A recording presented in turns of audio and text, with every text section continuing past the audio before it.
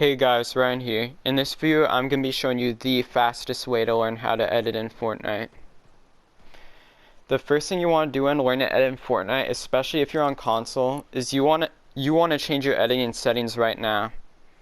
Because if you are editing with your circle button, you're having to move your hand between the right stick and the circle several times every time you want to edit one building.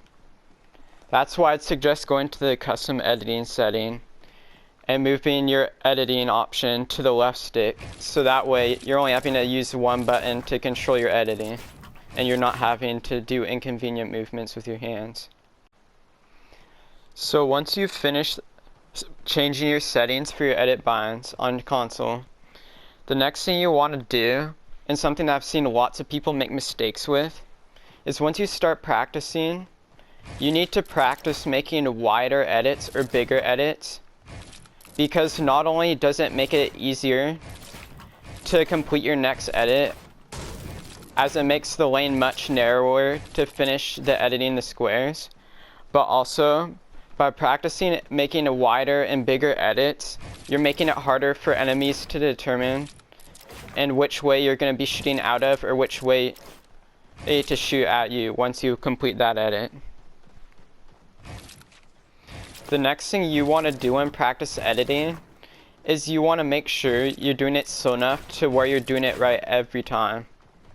Because if you're editing and you're trying to do it fast and you keep getting it wrong over and over again, you're encouraging that muscle memory of getting that edit for the specific build wrong. And by doing so, and by trying to go faster and faster that way, you're actually making it take much longer to learn how to edit builds correctly and fastly. So although it might be embarrassing, by taking your time with editing, you're going to learn it much faster and get much faster with editing by doing it slowly and making sure you get it correct the first time. When it comes to practicing the editing, it really just depends on what you're trying to accomplish. Because for me, I'm just trying to maintain the place I'm at with my skill level of editing. So it only takes me usually 15-20 minutes a few days a week. But for example, when I was first started practicing editing and I couldn't edit anything, and it took me nearly half a minute just to edit one structure, I was having to practice half an hour almost every single day in creative just in order to get to a subpar level of editing. And also, another important thing to remember when you're practicing editing is when you first start practicing for the first time, each time you make an edit, ask yourself, how could I use this edit to enhance my gameplay or put me at an advantage against other people while I'm playing this game? And watch streamers and watch the edits they make and ask yourself why they're using those edits and how they're helping them do better in that game or give them a better chance of winning a fight. So when it comes to learning and improving at editing, I can tell you some things about what you can do or what you can change, but most things you're going to be learning from watching and or playing the game and using those edits. So I'm going to do a slow run through this whole edit course so you can see what I'm doing with each edit, so you have an idea as to how you should be editing some buildings in certain scenarios.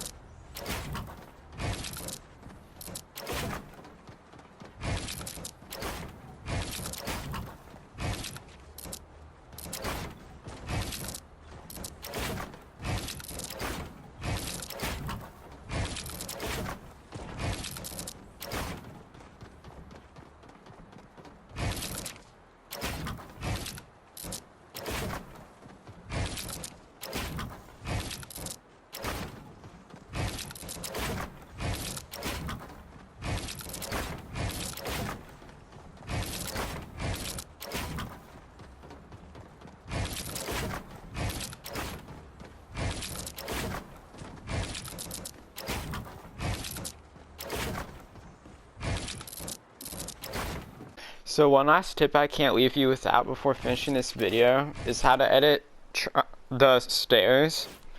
Because unlike a triangle, a flat, or a wall, it's the only building in which you're not editing with squares. You're editing in a 3x3 space, involving arrows and other confusing things that make almost no sense the first time at least I tried editing them. But the very basic edits you need to understand with a stair is by taking one of the first squares and moving it up. You're going to be splitting the stair in half. Resetting is still the same. It won't flip it at all. Same with the other side.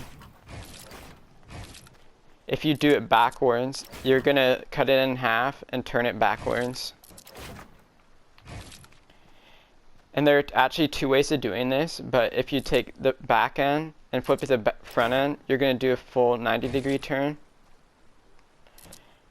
Or you can also do it this way by taking the back end and just taking it to an arrow. And finally, if you want to do the crazy edit you've seen the YouTubers do, you can make a full flipped around 180-degree staircase by turning it all the way around. So if you want to use the course I used to practice in this video, it's called Solaj's Advanced Edit course and his code's right here.